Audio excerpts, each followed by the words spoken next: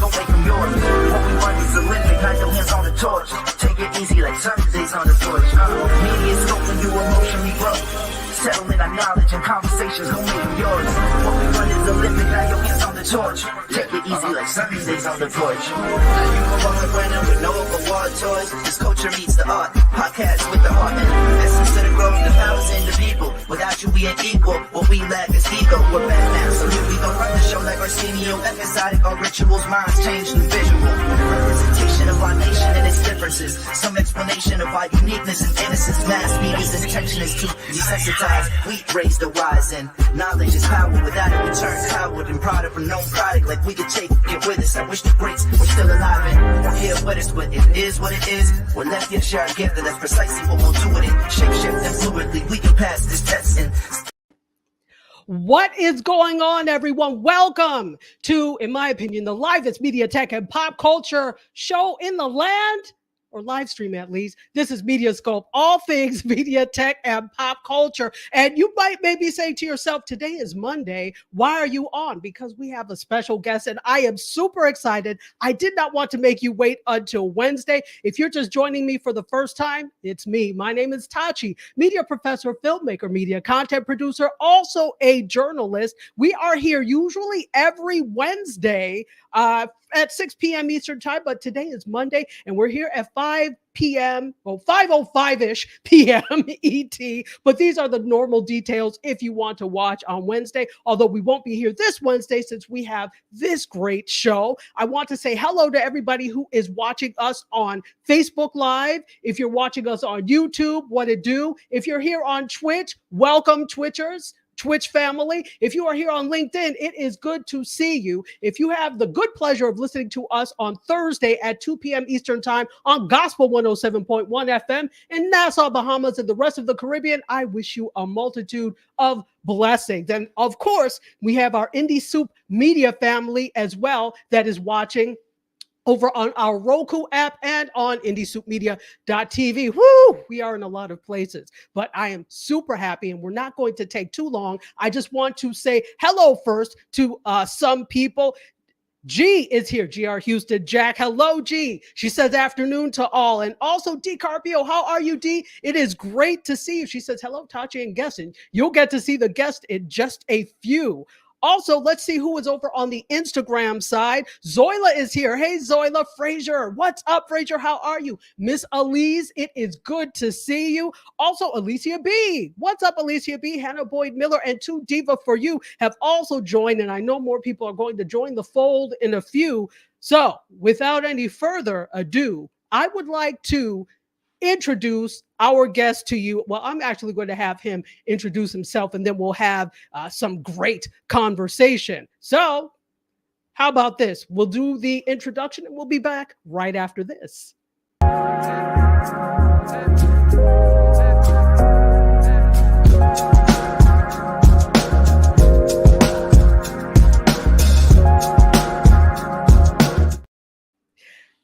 Mr. Sedberry, how are you? Hello, how are you doing? I'm fantastic. I am fantastic. It is so good to have you here. First of all, thank you so much for saying yes to the interview request. Oh, you're very welcome. I'm glad to be on here, Doc. Thank you. Thank you. See, we're family now because you're calling me Doc, so thank you. Absolutely. Absolutely. All right. So why don't we start a little bit with who you are, and then we'll get into the meat of our conversation. But tell everyone who you are. My name is, well, everybody calls me White George, but I'm a 52-year-old guy from Arkansas. I'm a former racist, drug addict, ex-con, and convicted felon that came to my senses kind of late in life and basically saw things that I did not like, couldn't explain, and couldn't stay silent about any longer, and fell in love with HBCUs along the way. And I kind of now found my why in life. So this is your why. So let's go back and let's talk about how you came to realize that you were racist. Because I think sometimes people, they behave in such ways that they don't realize that it is what it is. When did you say, wow, I'm racist? Oh, I knew I was racist. There was really? never. I knew exactly what racism was. I'm not dumb or ignorant. I didn't know how to get away from it, though. I didn't know exactly. If you've only thought that way one way your whole life and you've lived in an echo chamber of people who reinforce it, you don't know a path out of it, or I didn't know I could think a different way. And nobody told me that you can't believe in God, like truly believe in God, and be racist at the same time. No one ever taught me that. I'd like to think that would have sped things up for me, but no, I always knew. I just got tired of being an a-hole, to be honest. Yeah, yeah, yeah. So where did that come from, though? Because these behaviors are learned; they're not innate. Where did that come from? People who raised me, people who raised them. I was just surrounded by it in a small town in Arkansas. I grew up and racism for us wasn't a hate, violent. It wasn't anything like that. It was more of, I'm better than you and I don't have to be accountable. Like if I haven't mowed my yard in 6 months and I have a dozen vehicles up on cinder blocks in my yard, Doc, and your family moves in my neighborhood, well, I'm going to blame you for my lowered property values instead of accepting the fact I'm white trash. And so it was a way of not being accountable. It's a way of looking down on other people to make ourselves feel better because we're insecure. We've got a flaw within ourselves that we can look down like that. That's kind of what racism looked like for me. Interesting. And let me put this out there for those of you that are just joining. Welcome. Our guest today is GW Sedberry Jr. He is doing an amazing thing. He is walking across the country from New York to California to raise awareness and money for HBCUs. And we're right now going into the going back into the weeds of who he is and how he came to this realization. But I urge you, if you have questions, please ask questions. We're here for that, definitely. Let me make sure, let me say hello to the food plane. I know he is going, if anybody has questions, it's going to be DS. So the food plane will definitely have. And GR says, we can choose to change and create a new narrative. Why did you need to create a new narrative? It would have been easy for you to remain the way you were. And I know you said you got tired, but it's difficult to be one of a few when everybody else around you is thinking the same way. What was the catalyst that said, all right, I'm tired of this, but why are you tired of this? I think, I often go back to, basically, I got a splinter in my finger in 2001. It led to cellulitis. I almost lost my arm. I have a massive scar. And I got addicted to pain pills, like heavily addicted. That was a 10-year downward spiral. That led me to becoming a very accomplished jewelry thief. I'm not proud of that, and I created victims in the world because of stealing to feed my addiction. And I was caught and sentenced to 13 years in prison my first time. They made an example out of me. And I was kind of bitter and upset about that. But it wasn't until I landed into a jail cell and I looked at those four walls and I realized God had just saved my life. He had just saved me from myself. And not knowing at the time that catalyst was starting to do something to me, because I started having cellmates of all different cultures and communities. And we had conversations about racism and about being Black in America.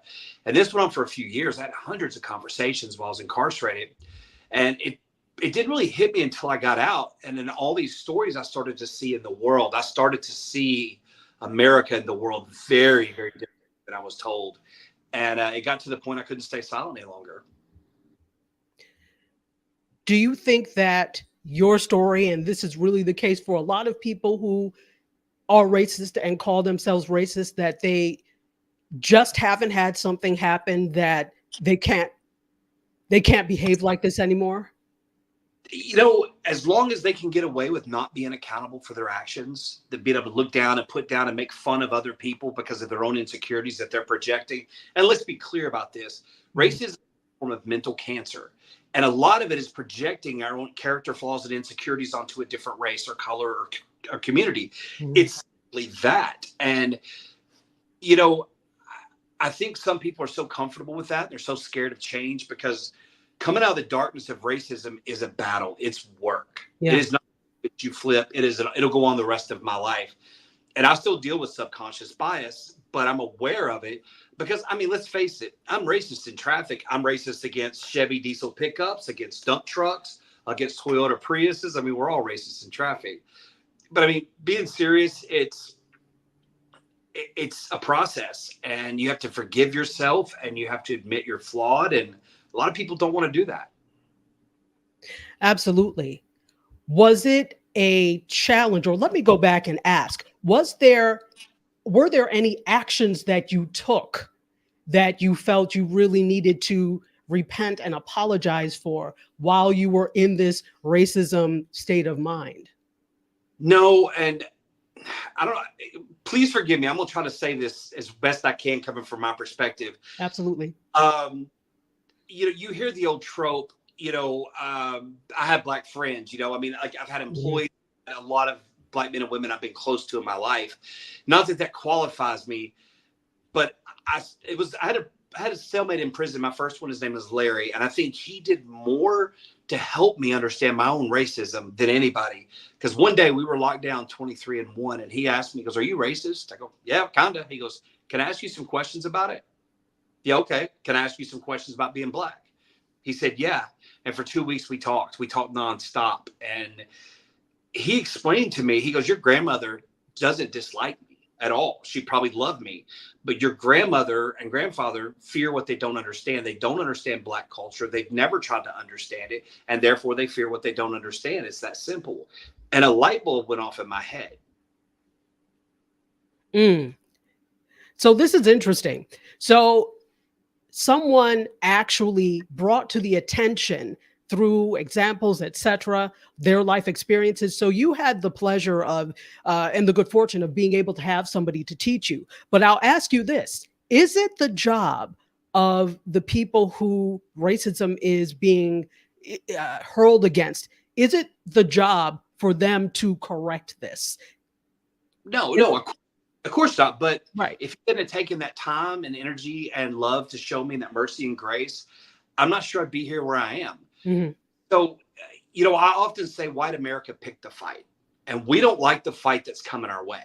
Mm-hmm. We don't. And if you don't get on the right side of this fight, you're going to get crushed at some point. I mean, Black America has over a $1.3 trillion economy in it. And just speaking economically, that's the 17th largest economy in the world. And it's growing, and it's going to keep growing. And so, being pragmatic, racism is the greatest Ponzi scheme ever invented. You have to keep recruiting new members to keep it alive, right? It's like Amway or anything. If you don't keep recruiting people to buy the products, it goes away, it crumbles. So until we stop recruiting, I don't know how we stop it exactly. Interesting. Then that's an interesting way that you put it, to stop recruiting, but it's profitable. Okay. It's profitable. And I'm going to say this too, and not to minimize racism, Right. but this country has used so many things to divide us: gender, whether you're gay or straight, cultures. They've used everything, and racism is probably the most powerful one and one we know best. But one of the things I think are faults about racism is that racists never talk about what it's like to be racist. Like you and Black America, Hispanic, none of them would know what it's like for somebody to be racist towards them. We all scream and shout, but racists don't speak up. You ever notice that? It's true. I might be the first person to admit openly I used to be racist to you and be having a frank conversation with you too. I don't know if that's happened to you before. No, it hasn't. It hasn't.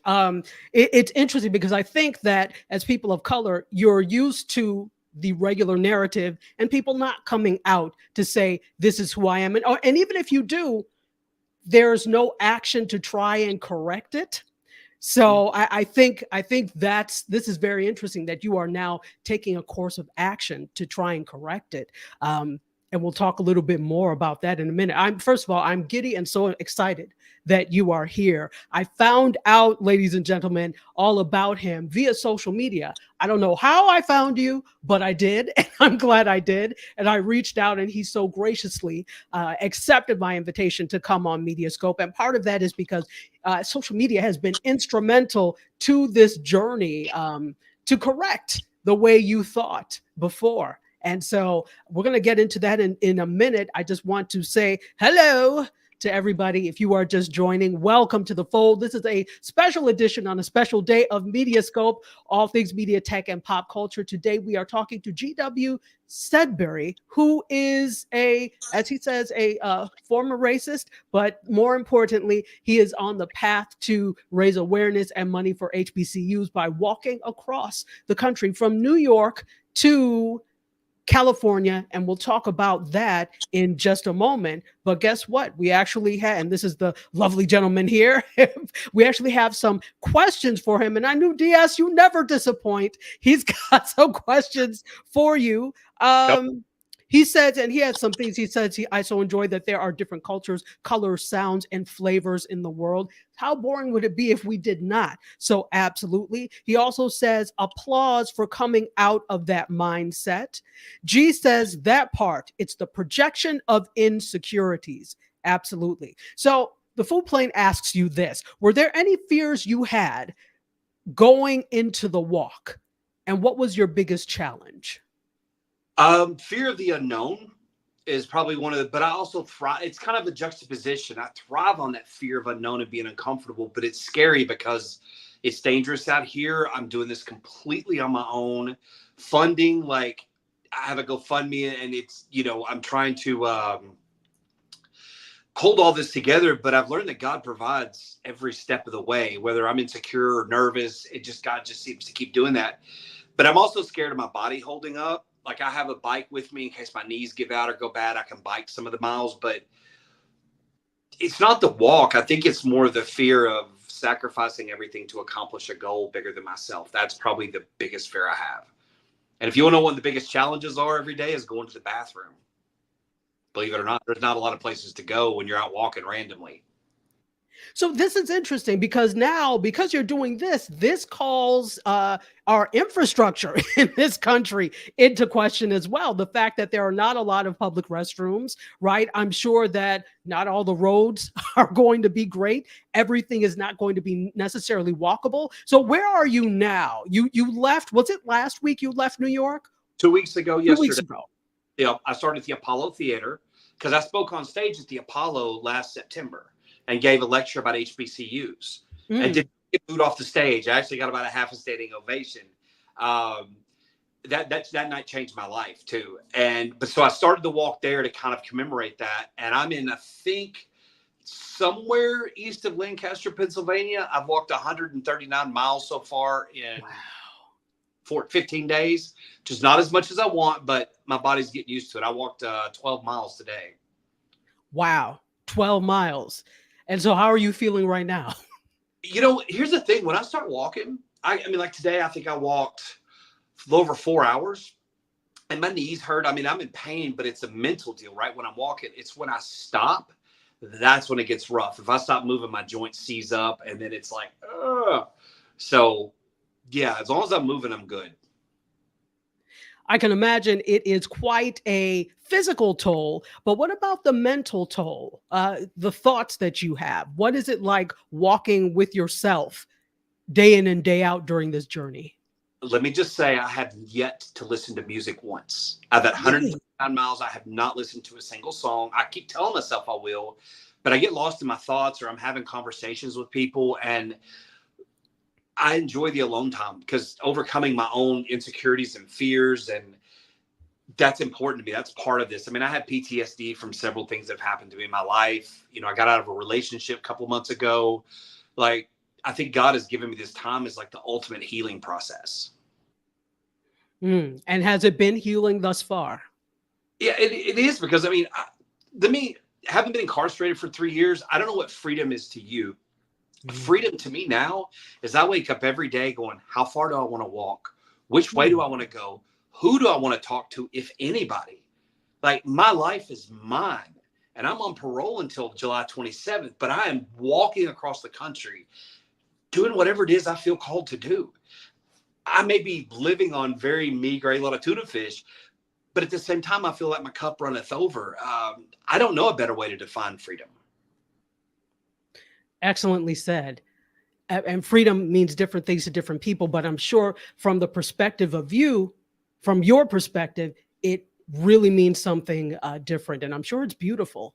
So thank you for sharing that. Now, for those of you on Instagram, of course, as per usual, Instagram is stuck. So if you have a question or something you want to put in, please put it in. I have another device up now so that we could get these questions going. But before Instagram stuck, Trish says this: there is racism in all races. If you work with a culture of mixed races, you hear it.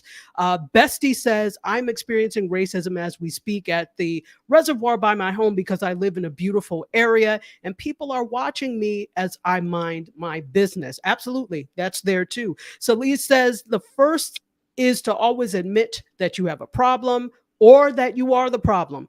Absolutely. Trish also says, learn to break old patterns in yourself. Welcome, Joni Red Butterfly. Daryl is here.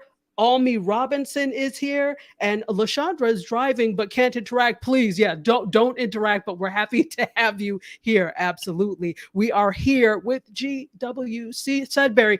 What do you like to be called? I'm just calling you. Is GW fine? Is George. My close friends call me GW. That's why. okay. But yeah, it's either one's good. George. Okay. All right. right.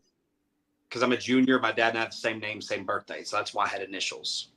Makes sense. It makes sense. All right. So George is here with us and he is explaining quite a bit. Please make sure if you have any questions that you put them there. This is a great time to do this.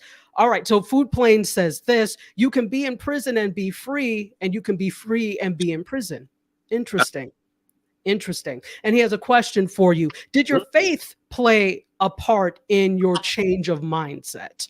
It is the biggest driver in my desire to be a better human being. I have probably the best relationship with my creator, my Father in heaven, as I've ever had in my life. I pray more than I've ever prayed. I enjoy the act of praying. I enjoy going to the Bible for my daily shot of energy. I enjoy giving of myself to other people. Like prison taught me empathy. And it's hard to explain. Like, I see random people, somebody cuts me off in traffic and I pray for them. I used to give them the finger and cuss them out. Yeah, my faith did everything. Without my faith, I wouldn't be here. Why HBCUs? What was it about HBCUs that said, this is what I want to do? Well, first of all, let's clarify. Did you attend an HBCU? No, but I grew up around 4 of them in Little Rock. We always knew them as the black colleges, right? Okay. But during the Cosby Show, that's when we started learning about HBCUs. Now, keep in mind, my father helped instill a lot of my racism in me, right? Okay. But when the Cosby Show came on, we didn't talk until it was commercial. He loved the Cosby Show. Learned about Morehouse and Spelman and the different sweaters he wore, because we couldn't watch Good Times and What's Happening growing up. You know what I mean? I love Rerun. If my dad knew, he wouldn't let us, but come the Cosby Show, oh, no, we're watching the Cosby Show. So what was it about the Cosby Show that was acceptable as opposed to the other black shows you mentioned? I don't know. I can't explain it. But let me say this, though. My dad died when I was 39 of brain cancer. And it wasn't until after his death that even friends of mine who happened to be blacks goes, your dad's the least racist white dude I ever knew. And I'm like, what? He changed before my eyes. I just couldn't see it because I was stuck in my own mindset. Like, I didn't realize. And now, hindsight being 2020 and conversations I've had with people, I want to be like my dad. I know my dad would be so incredibly proud of me. Like, I have no doubt he'd be so proud of me. My other parent, on the other hand, not so much. Not when you. Wow. When you said he changed before your eyes, what was the indication of the change? What exactly do you mean? One of the, I didn't realize at the time I was dating a girl that had biracial kids, and she had a daughter who was probably 14 or 15 at the time, before I got locked up. And every Monday night, my ex would fix this big home dinner for my dad. He would come over because, he had been through brain surgeries and stuff. And her daughter and my dad would sit on the couch, like a teenage black girl, and my dad, a 60-something-year-old grizzly bear of a white guy, Vietnam veteran.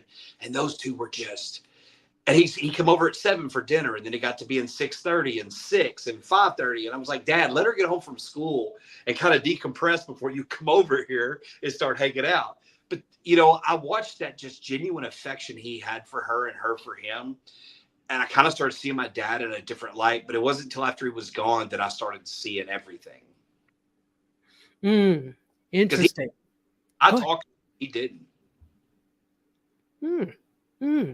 So it's really as if it supersedes people when it feels as if when you see someone that is an example that really decimates everything that you thought, it starts to give you a change of heart and change your mind. Is this what you found, especially with the young man that you met in prison who started to change your mind?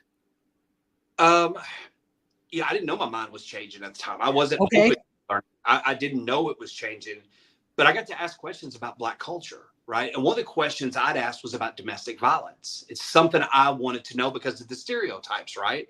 I'm not saying facts, but stereotypes. And stereotypes is a very important part of this conversation. But his name was Larry, and Larry told me, he goes, I watched my granddad hit my grandmother. I watched my uncles hit my aunties. I've seen my dad hit my mom, my stepdad, her boyfriend. You know, he goes, I've just seen this in my family and other families. He goes, I said I would never do it. Then one day I got really mad and I did it. And I think that's the part where it crystallized for me that it was, every bit of him didn't want to do it, but it was so normalized, just like there's things that are screwed up in the white community that's normalized. It's no different. But I never heard it from that perspective and how he saw it. And then I asked about rap music and people's obsession with what to me wasn't reality. And when he broke it down, I was like, I just never knew. I just never had that perspective. And it just started to open my eyes. Mm. Food Plane has this to ask in terms of how faith changed your mindset. How specifically did it change your mindset? You cannot be a Christian and be racist at the same time. They cannot coexist. You are being a pseudo Christian or a fake Christian if you say you love and believe in God and you're racist, because they contradict each other. That's the number one thing. And second, I can't be forgiven by God until I learn to forgive myself and other people.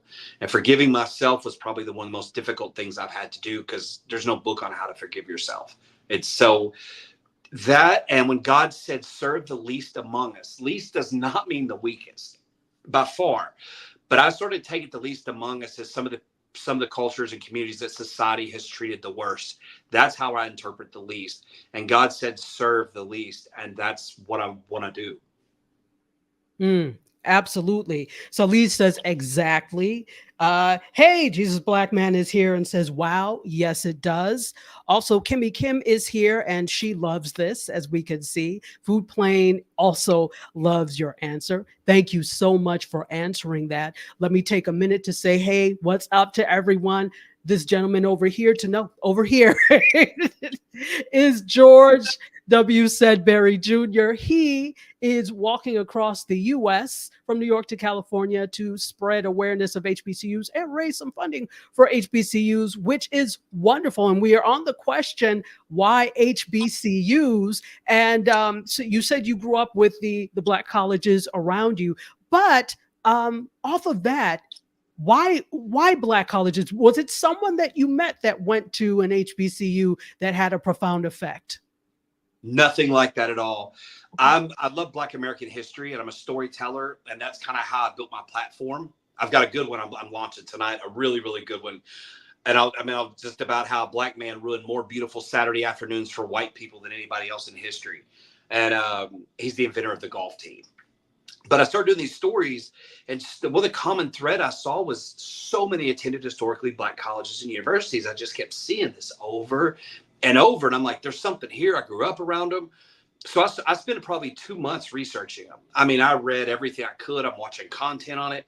And I made a video about it. And it went viral last year, almost a year exactly. And I looked at my ex at the time and I said, do you want to go see some campuses? Like, this was on a Thursday of Memorial Day weekend last year. I literally just like, do you want to go? And she said, sure. So we loaded up and we went to Central State, Wilberforce, Kentucky State, and Simmons College of Kentucky. School wasn't in session. I read, studied the campuses. I walked the campuses. I got the energy, and I just started making like mini documentaries or virtual tours of the campuses. And something about being on those campuses, that energy, I can feel it. And I feel like prison heightened my senses big time. Like, I can sense evil more than most people. I can be around somebody and know that they're evil, and I can feel it, but I can also feel beauty and majesty and grace. And something about these campuses, I feel like a kinship to. I can't explain it. But I knew after those 4 campuses, I knew what I was going to do. Like I just knew. And I know what you're talking about. I attended an HBCU for both of my graduate degrees, and there is a majesty. There is something there. I went to Howard, and there's something there as you walk across the campus. Then you realize that the ancestors, walked across that campus. That you're walking the same grounds of people who did amazing things. There's something there. So that's probably what you were. You were feeling the ancestors. That's definitely what you were feeling. Do you know where else I felt them at before? Where? Montgomery, Alabama. I got up to go pray. It was early on a Sunday morning, like 6 o'clock. And I remember getting up and I walked from my hotel down to the water and I went through a tunnel. And I remember walking through that tunnel and I felt this pain in my chest. I felt nauseous. I'm like, something's not right. And I went out to the water, and that's where the Montgomery Brawl happened. I'm looking at the ship and it hit me. And then I realized that tunnel is what they used to march enslaved Americans up to warehouse them to be sold at auction. And I could feel that pain and just hurt. And when I looked at the water in the river, and I realized there is no telling how many bodies are in that water that have been pushed off, jumped off, drowned, buried over the hundreds of years in that river. And it got me. I sat there in tears praying. Like I couldn't shake that just weight of the pain. And so I had my girl I was with at the time walk down there with me the next morning, and she walked through that tunnel once, and she's like, please don't make me go back to that tunnel. And I didn't tell her anything about the tunnel. So you can feel both the good and the bad and the negative and the just pain also. Absolutely. Food Plane had something else. And no, you are not getting ahead of the show. We are here for you. So of course I have questions, but I'm also very interested and even more interested in the audience asking questions. So he asks this: what would you say to someone who may be watching now who is racist? Well, it's real simple. The weight of the hate is going to consume your soul. It is literally going to cannibalize your soul. Second, by being racist, you're not being accountable to yourself. And that's going to hurt you way more than you realize. You're going to go through life never accepting things, blaming other people, thinking you're superior in some way when you're not. And eventually that catches up to you. It's going to catch up to you in your relationships with your partner. I don't care who it is. If you're not true to yourself, it's going to deteriorate things around you. And I know people that refuse to give up on racism. One person in particular, and I say this because he's a good man. He's a friend of mine's father, and I adore the guy, but he won't let go of what he calls his racism because he was jumped and savagely beaten by 3 black guys when he was a teenager. And while I understand the trauma of that has nothing to do with being racist, but I can't get him to understand that he admits to. But I think over this time, it's working on him slowly because he watches my videos. So if nothing else, sorry, go ahead. No, it just tells me that for somebody who wants to hold on to racism, but they're watching Black American history videos, there's obviously something there. So absolutely. And many people that have these views and this ideology, the racist ideology, you're hanging on by a thread, because if you really challenge them on some of these things that they think are facts, there's usually silence. There's usually fumbling to make excuses for things that, can easily be discredited. But sometimes people need to hold on to these feelings and these thoughts or this ideology for whatever reason. So thank you definitely for sharing that. Let's talk a little bit more about HBCUs as we continue to take the audience's questions. So the first HBCU graduation you attended was this past Saturday, if I'm not mistaken, and it was where? Cheney University, the first HBCU, founded in 1837. Wonderful. What was that experience like for you? It was fantastic. I mean, like, no offense, but somebody reached out to me and said Howard and Tuskegee's graduations do not have near that much high energy. That was a well executed graduation. The people were, it was like a party. These kids earned their degrees. And the campus is so beautiful. Like, I can't begin to describe how beautiful Cheney is. It's like a throwback in time that hasn't been corrupted by society. It's almost like a world unto itself. I just really love the experience of the people. And, the interesting thing about being a student at an HBCU is that even though you know whatever goes on in the outside world goes on, you know that the faculty, staff, students have your back. You can be a student and not be a Black student. And I had the experience of going to a PWI undergrad and then did my graduate work at an HBCU. And for the first time, I wasn't a Black student. I was just a student, which I think is what everybody wants. I just want to be a student. Can I just be? And so it's amazing. And then to get to the point of graduation, I'm sure it must have been an unforgettable experience. Now, is that the only HBCU commencement you've been to thus far? So far. So far.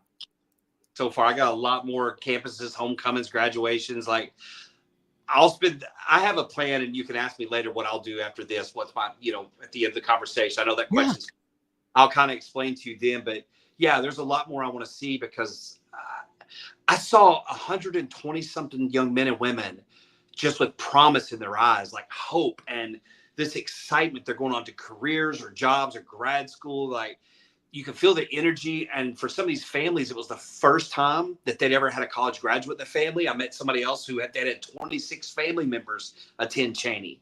Like, words can't really describe it until you're there and you're in the middle of it and experiencing it, but it's just magical.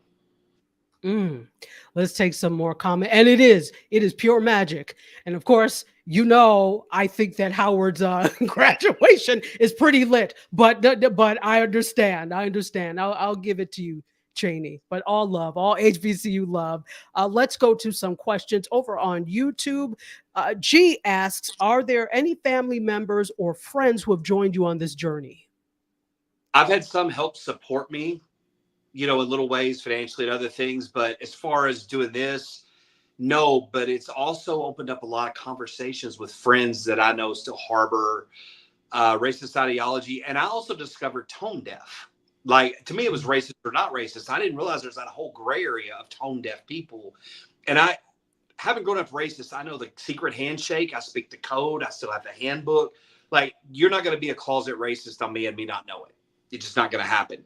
But the tone deaf people, it's almost like willful ignorance. And I think I have a greater chance of reaching those people than I do people that are still committed to being really racist. Because I think the tone deaf people can be saved. I don't think it's that hard to change their perspective. That's good. It would be nice to think that everybody can be saved, but you have to work with, some people, as I like to say, you have to leave at the base of the mountain as you climb. They will be baggage that will weigh you down. And speaking of which, how hard is it, even though you are reformed, how hard is it not to fall back into old patterns? Not hard at all. Okay. Seeing that behavior in other people disgusts me. Like, when you were a certain way, and like, I've never cheated on a girl ever in my life, but I know people who have cheated and feel bad about it, and they resent so bad other men who cheat, even though they had cheated once. Like, they identify that behavior, and so I see it. There's no part of that game that I want. It didn't benefit me in any way, any tangible way. It just messed me up. No, it's like a bad drug. I don't want to go back to it. Good to hear. Let's take some comments over here on Instagram. And Levox says there's no place for racism, period. I agree. LaShandra says, I'm so sick of racism. It's hindering America's success.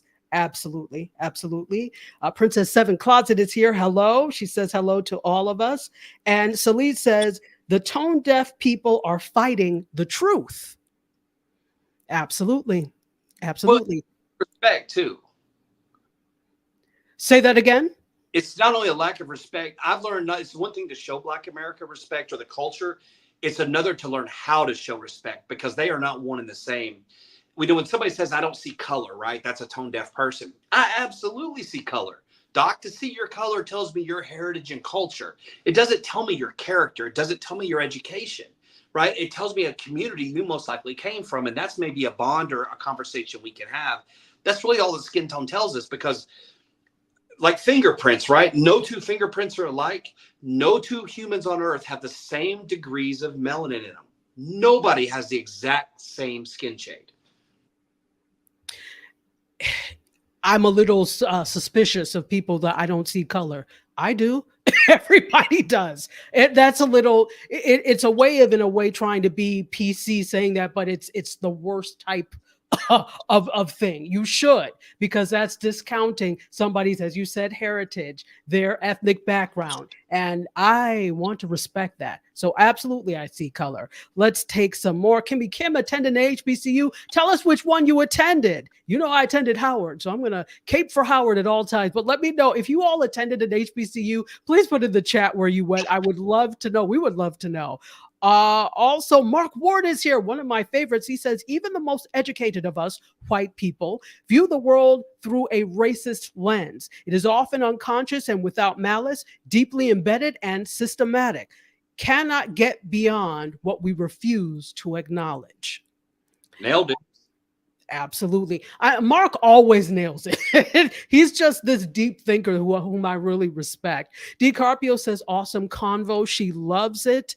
And Food Plane, thank you for this, says this is one of the if not the most important shows here on MediaScope. Thanks to both of you. Thank you so much. D. Carpio said, I had 3 uncles who went to prison and heard some stories from them, but George is really incredible. Thank you. Fantastic. Tiger Matthew is here. Hello, welcome. Tara is here. Welcome. Thank you so much. J. Walton Photography for joining us. Johnny, After Dark with Johnny Ray. How are you, Johnny Ray? It is so good to see you. Thank you so much for being here. All right, so I have a challenge for you if you are up for it. I've seen you do this on your social media, and then we'll talk about the role social media has in all of this for you. But how many HBCUs can you name? I've seen you do this. How many can you name? You want me to try it? Can you give me 60 seconds? I would love for you to try. Yeah, let's put 60 seconds on the clock. Right. Hold on. Off guard here. All right, I can do this. Okay, you can do it. And I'm even giving you time because I need to open the clock app. So here we go. Where are you, clock app? Do I not have it? Here we are. All right, so we're going to go to the timer. We're going to go to 60 seconds. And go. UAPB, Arkansas Baptist, Philander Smith, Shorter College, Tougaloo, Jackson State, Alcorn State, Mississippi Valley State, Grambling, Southern, Xavier, Dillard, Prairie View A&M, Paul Quinn College, Wiley College, Houston Tillotson. I feel like I'm missing somebody else in Texas. Florida FAMU, Florida Memorial, Edward Waters, Bethune-Cookman, Savannah State, Albany State, Fort Valley State, Morehouse, Spelman, Clark Atlanta, Morris Brown, Payne College. Let's see, go to North Carolina Central, North Carolina A&T, Bennett College, Benedict College, Winston-Salem State, Johnson C. Smith, University of D.C., Maryland Eastern Shores, Howard University, Hampton, Norfolk State, Virginia Union, Virginia State. I'm missing some people. It's going to make them mad. I said Hampton's got my Howards. Tuskegee, I don't forget Tuskegee, Alabama State, Alabama A&M, St. Augustine's, and time. I don't know who was keeping count. I was trying, but I was also timing this. But I think you got like quite a few in there, and I saw that you went regionally. How hard was that for you to start to get to know and understand HBCUs so that you can rattle them off like that? I have a near eidetic memory. You know what that is? I learned to speed read as a child, and I could still read 1,300 words a minute. And because I have a near eidetic memory, if I take it in, absorb something, I can just remember it. So that hurt me learning how to learn, because I could study and take a test and regurgitate it. All my stories, I don't use a script. I do from memory. So as I've learned these schools, it just keeps adding to the list in my brain. Interesting. Okay, Kimmy Kim said she went to Johnson C. Smith in North Carolina, and her 2 sons attended Cheney. So wonderful. G said she lost count, but he did far better than me and far better than I would have as well.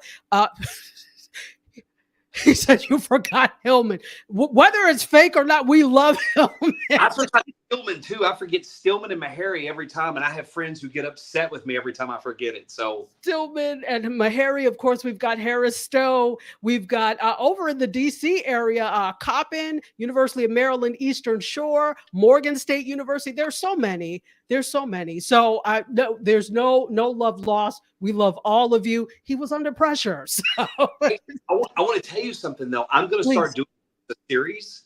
I'm going to start doing it more and more with different people. I've got an HBCU president who wants to come on live and do it with me. Wonderful. But I'm also going to start doing a financial component to this. I'm starting off with, I'm going to ask one question, it has 107 answers, and you can earn up to $107.60. I'm going to give you $1 for every school you can name off. And I'm going to start this because I'm going to try to get sponsors to come in. And I'd like to up it to $5 or $10 where somebody has a chance to win up to $1,000 if they name as many as they can in 60 seconds. So that's something I'm working on now to kind of make it fun and engaging. That's amazing. So let's get on that. Let's see, sponsors, if you're watching, let's get this, because I think this is absolutely amazing. So I have more questions, obviously. We have a little bit of time left. So, but what is your goal with this? I got a couple things. As far as like near future, when I cross the country, I want to attend homecomings, obviously, when my walk is over, because I love HBCU homecomings. And yes, there's a bunch of them. I got to go to a ton. I've only been to 3. But when I'm done with that, I want to get an RV, like a toy hauler RV trailer, convert the rear to a podcast studio, because I'd like to go around the country interviewing people I find interesting. But I'd like to focus on civil rights veterans, men and women you've never heard of, because I'm afraid if we don't record these stories, they're going to be lost to history, and their kids and grandkids and great-grandkids will never know what their life was like. And I'm also scared that these stories will be written out of history, and we'll start to gloss over and forget about what civil rights meant to this country. Because I benefited, white people benefited immensely from the Civil Rights Act. But if we don't capture these stories of these unknown people, then history can be rewritten and we can do nothing about it. So that's the point of the podcast. But I want to leverage these connections, because I realized I can speak in some rooms that Black Americans cannot, and I can speak in rooms that a lot of white Americans cannot. And I'd like to leverage this because for my legacy, because I have no kids, I would like to raise enough money in perpetuity to fund 1,000 students' tuition at HBCUs, a full ride. Now that may be, it's called 50 to 100 grand. So that's about 50 to 100 million dollars, which that money exists. But the reason why is that the difference between a college education or degree and a high school diploma on average is about $1 million in lifetime earning. So if we can take 1,000 students who might not otherwise get to go to college, get their degrees and increase their lifetime earnings, this has helped to create $1 billion in generational wealth in 1,000 HBCU students. I'd like to die broke, because I would like to do everything I can to funnel in that this is set in place. That's my goal. Excellent. So why is generating this generational wealth, why is that important? Because so much has been taken from Black American and other minority communities. So much has been stripped, robbed, pillaged. And I don't know, I can't solve the world's problems. This is just one small area that I think I could make a difference. And these are kids I'll never meet, never know. And I just want to know that they got the best shot they could at making the best they could. Fantastic. So what are some other initiatives you have for this? We know you're doing the walk, but how are you going to do this? How are you going to fund these 1,000 students and the building of generational wealth? If you know. I kind of, I have a Rolodex for most people would die for now. Like Brett Favre was liked and commented a video of mine, the NFL quarterback, yesterday. My reach and Rolodex has gotten pretty prolific, and I want to be able to leverage those connections, because I believe there's a lot of companies, there's a lot of nonprofits and foundations in my community that would have no problem donating or supporting this. They just don't know how to enter into it, because it's a minefield for a lot of white companies to enter into Black America. We know this. It shouldn't be that scary, but it is. But if I can keep building my brand and these relationships, and I can leverage this credibility I've got, I can introduce the two worlds together. Because this money exists. Don't kid yourself. Oh yeah. The money is always there. It's just a question of getting people to come up off of the funding. Absolutely, absolutely. So I'm going to ask you, obviously, how we can help, but that's a little bit more toward the end. Let's take some more comments. Mark asked this. Have you done a TED Talk yet? If not, it might be something to consider because it's such a powerful, much needed message. Mark, hook me up. I would love to. My first speaking engagement ever was the Apollo Theater. Oh, that's the first time ever you spoke. I mean, I've done small, but that's the first time I've ever had a professional speaking gig was at the Apollo in Harlem, New York. Yeah. Wow. Wow. Okay. Fantastic. Fantastic. I'm just, well, so has that now sparked the speaking bug in you? Did you say, I can do this? This is something I can do. I wanted to be some type of motivational speaker in some way for a very long time. I just didn't know how to break into it. I've always been a charismatic storyteller, full of energy, but I didn't know how to harness it. It's hard to explain, but a lot of way before when I was still racist, I had dreams and visions of things I wanted to do, and I didn't know how I'd do it. And all this has just led me to understanding how I can pull this off now. I'm a pretty darn good speaker, and I've been a storyteller literally all my life. So I'm finding my natural skill, but I didn't know what story to tell. And it's useless to be a storyteller without a story. But my love of American history, especially Black American history and HBCUs, like I said, gave me my path. Fantastic. And it's a great path to be on. We appreciate you for it. G asks, says this, capturing these stories are crucial. Rosa Parks is now just a woman who was asked to move to the back, but the why has been removed. How do we, in your opinion, how do we start to put that why back in? How do we start to infuse? Because I live in Florida. I'm sure you already know what they're trying to do with the history books here. What do we do, in your opinion? Okay, I'm gonna give you some advice on white people. Okay, Please. First off, you can't come at us direct. Where a lot of us are white people get offended when I say this, but we're fragile, we're insecure because when it comes to the salad bowl of America, we're just the lettuce, we're just the fiber.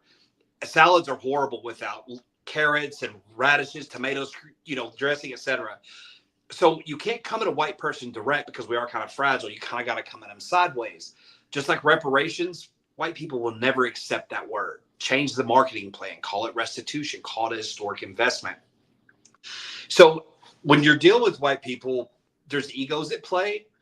And I think if we educate people in a fun and creative and clever way that makes them have aha moments where they can reach these conclusions themselves rather than being forced to agree or think this way. Reparations is something white America, as it stands now, will probably not ever swallow. It will not be palatable because they feel like they're being forced to, even though it's morally correct. So I think you've got to find a way to show people that it's morally correct where they naturally want to get on board. My way of doing it is trying to find a creative, fun, and engaging way to educate people about stories, struggles that have been overcome, contributions that have made all of our lives better, because they're not being forced to have to address it. I want to suck them into a story where they're like, I didn't realize, because that's the way you can get change in a person's mind is when they decide that they want to change and see the world differently. You can't force them. So is it on, I'll go back to what I asked before. Is it on us people of color, Black people, to design the marketing plan to have that happen? No, but we have to work together as a team to make it happen. Because as a white person, I don't understand. I know what it is, but I don't have the emotional connection to it or the history, family history and all that. So we have to be teamed up together for me to have context and perspective. I can be the mouthpiece and I can be the bulldozer and I can be the bull in the china cabinet, but I've got to have people like you, Doc, who help steer the train, because I'll run over any barrier, but I got to have somebody up there who knows kind of what direction I need to be going. And that's why I feel it's got to be a team effort. You're never going to get white America to say, hey, we're sorry, this is what we're going to do. But I've never seen a comprehensive plan for restitution either. You can't dump $1 trillion into our economy. You can't do it, right? And then it comes to determining value and all this math. We have to go about it differently. We just need to find a way that lifts up communities, builds communities. We take some of these barriers out of the way. and how that looks, I'm not sure, but we've got to start somewhere, I think, yeah. Yeah, I think we also have to understand and know what that looks like. And you're right. I haven't seen like a comprehensive plan for what or how it would work. And I don't know that anybody really has that in mind. But it's first going to take our community to get together and say what that looks like, and then have the help of others to enact that. And that's just my opinion of that in order for something like that to work. Let me just say this. Yeah. I used to be against the idea of reparations, right? I wasn't alive back then. You weren't alive back. That same old cliche that you hear, and all that's true. But I've done my family history, and nowhere can I find that we owned slaves. We were dirt poor people. But as a white person, I still benefited from slavery. We all benefited. We all want the rewards, but we don't want the accountability that comes from it. And I think that's where we're wrong. And second, there's so much has a better way to say it, in America, just because we help lift a community up and we invest in it for all the things that have been done bad in the past, we're not having food taken off our table. If anything, it's going to put more food on the table for people. I don't know why people can't grasp that. Absolutely. Let me say hello to some folks. Grit Expectations is here. How are you? I think you have a question, but can you put it in the form of a question so that I can ask? Because I'd be happy to ask. Also, Alyssa Renee is here. How are you? Good to see you. I think I said hello to Lisa Seeley, but if not, hello, my dear. Also, Don Reed Legacy, how are you? Welcome. Camelia Flanagan she went to Texas Southern in Houston, Texas. Fantastic. Detroit, Rhea is here. How are you, Detroit? So good to see you. And Eyes on Me said that her parents met at Houston Tilston, and they graduated from there, as well as her great-grandmother and her auntie as well. Terry Maurice from Kingston, Jamaica is here. Welcome from Kingston, Jamaica. Remember, you can listen to this tomorrow on Gospel 107.1 FM in Nassau, Bahamas, and the rest of the Caribbean tomorrow. So if you happen to be in Jamaica, you can listen to this on regular radio there. Let's see, making sure I got everything. Grid Expectation says, getting to even agree on a comprehensive plan is such a journey. The fact that we are still fighting for rights is crazy. Yeah, you know what? I think that was wishful thinking and hopeful thinking on my part, because I already know that coming up with a plan, it's a huge undertaking. It's a huge undertaking. And I don't know where to start. I'm not the one to determine that. I don't know where to start. And if I don't know if, quote, leaders know where to start with this either. It's like curing world hunger. Everybody says we can solve with Elon Musk's wealth could cure world hunger. No, it can't. We don't know how to cure world hunger. You could throw $1 trillion at it and you're still not going to cure it. We have to have processes in place, systems, and we don't have those. And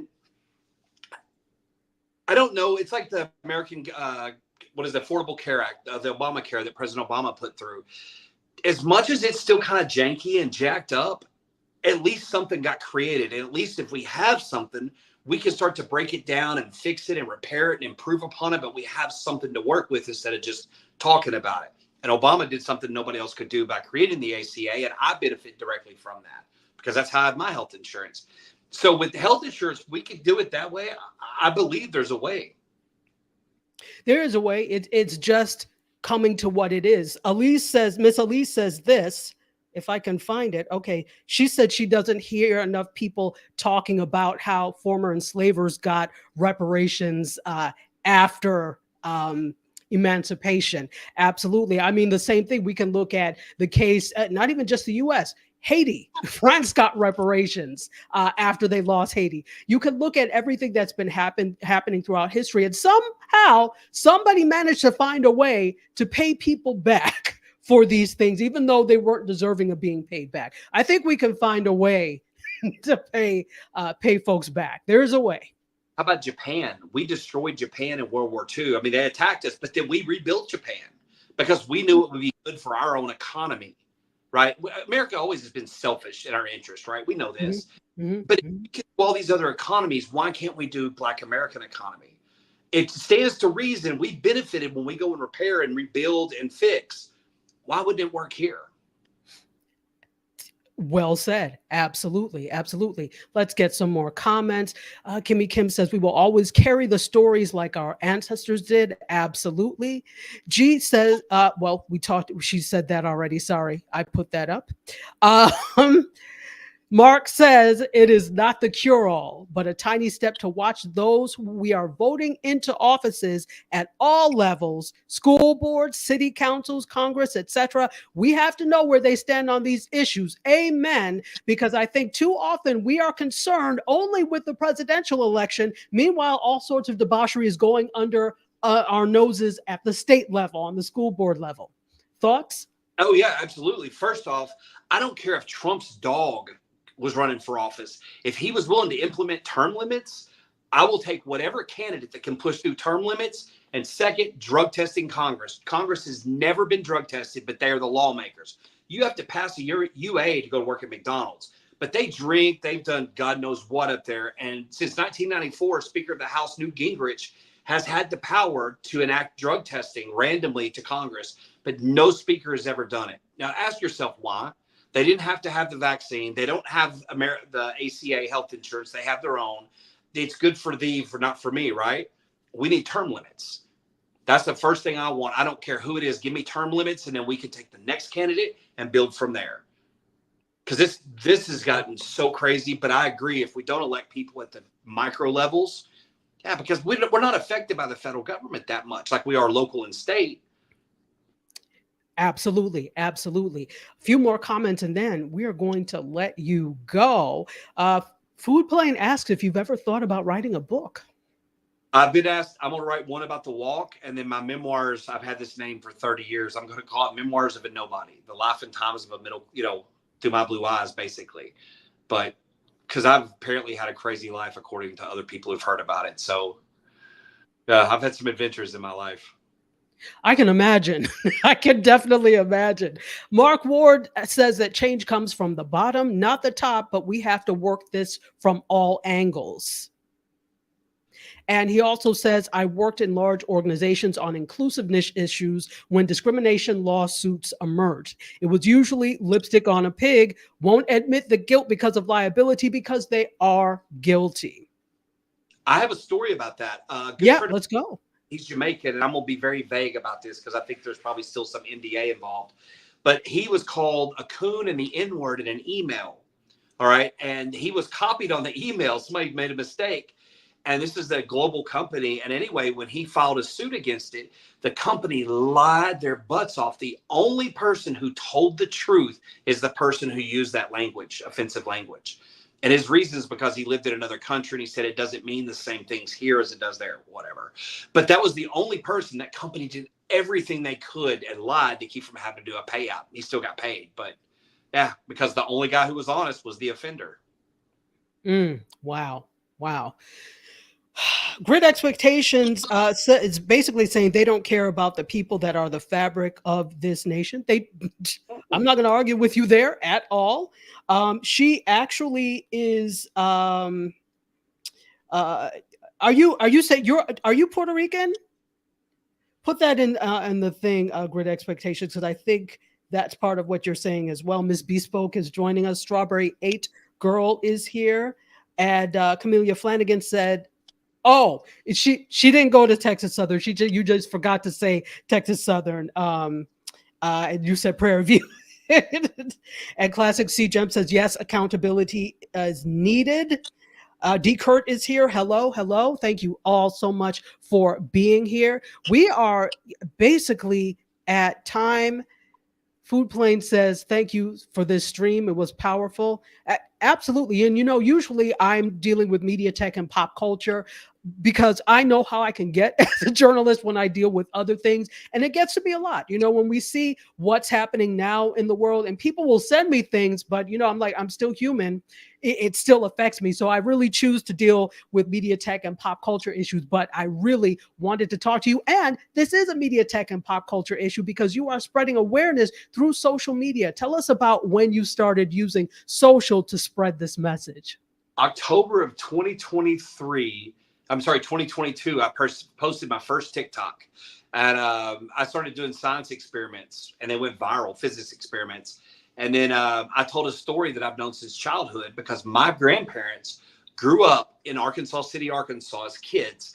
And in town, there was a young Black American boy who went on to wonderful and amazing things. He was the first Black American to be on the Forbes 400 Richest Americans. You might have heard of him, John H. Johnson. He owned Jet and Ebony magazine and the billion-dollar Johnson Media Empire. Well, my grandparents knew him as a child. And so I knew that story all my life. And then when they integrated Central High School in Little Rock in 1957, you know, the Little Rock Nine, Daisy Gaston Bates, got the 9 students, including Elizabeth Eckford, a Central State University alumni. They got them to go to the school because Eisenhower said they to open the school up, and Governor Orville Faubus said no and brought the National Guard out and pitted them against the 101st Airborne. We're talking jeeps and tanks with machine guns facing each other. And the 101st Airborne had to escort these students in. Now, why this is important is my great uncle was the governor's chief of staff, and my dad and his brother were a senior and sophomore at Central High, were there those days when all this was going on. So I came up with a different experience, hearing different stories. Wow. Wow. How do you want people to help you? How can we help you in this journey? Well, I have a GoFundMe and a Cash App. I've been kind of doing everything by the kindness of others. Like I said, I'm also starting to create sponsorships with the content I do, because my platforms, I got a few 100,000 followers across my platforms. So that's probably the easiest way. I mean, I've had people, Newark, shout out to Newark Bicycle Shop in Newark, New Jersey. They gave me an e-bike. There's been people that have helped me along the way, but usually it's in the form of donations, or people have got me hotel or bought me dinner, et cetera, because I can't work and walk every day. So that's why I moved into my pickup, to keep everything as bare minimum as I can. And what is your GoFundMe? I'd have to send you a link. Or did Okay. I have also? That's just, I guess, be easier for a lot of people. Okay, what is it? It's GW HITS. Looks like GW Hits, like GWHITS, and my name will pop up. So $GWHITS. GW Hits. Okay, on Cash App. I'm typing this in so people can see in case they are interested. Thank you. Absolutely. So, how about I learn to type? Here we go. Let's add that and let's put that up. So if you are interested, is this right? There you go. Yep, that's it. All right. So if you are interested in helping him get across, right now, you said you're in Pennsylvania right now, correct? Just outside Lancaster, Pennsylvania. Lancaster, Pennsylvania. And Central State and Wilberforce. aha. Okay. Great. Central State and Wilberforce. So you can hit him up on his Cash App, $GWHITS. Make sure that you hit him up. And if you get me the GoFundMe, I definitely will put that up as well. If you don't mind, please. I'll see you when we're done. I'll send it right away. Fantastic. Ladies and gentlemen, before we go, is there anything else that you want us to know about your story or what you're doing? I want to say, I'm a direct beneficiary of DEI, because I'm pretty much the turd in the punch bowl everywhere I go. Sometimes I'm the only white face, and I'm very comfortable in my own skin. And people growing up racist and being open about it, I've been shown nothing but love and mercy and grace by Black America. And so I often say Black America healed my racist heart.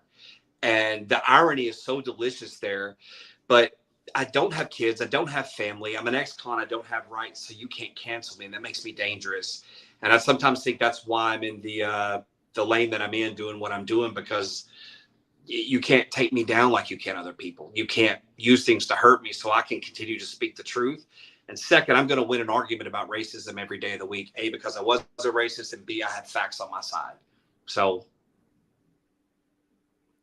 Fantastic. We won't try to win. Don't worry. Zoila says, thank you very much. These are necessary conversations. Also, good luck with your walk. And do you have a timeline on your social media? So if you are in a city where you're going to a city where somebody is, can they come and say, hey, or walk with you? I'm working on that, because with the graduation at Cheney, everything was kind of disjointed because it was kind of out of route a little bit to get to. But now that I've kind of this week, I'm using to determine, I can start to kind of gauge distances, and I'm going to put a map out and dates as I can do. but there's so much to figure out. This is so overwhelming. It's a lot. And you just basically just started. I mean, you kind of had a plan, but you just did it, which I think sometimes we overthink things and we don't do it. But as you said, God will find a way to provide. You just have to start. So I still can't believe I started it, to be honest, Doc. Like, I look back going, did I really just do this? Did I really take off on this adventure? Like, yeah, I get to see sunrises and sunsets. And I mean, I'm just bewildered by how lucky I am. Wow. My cup runneth over.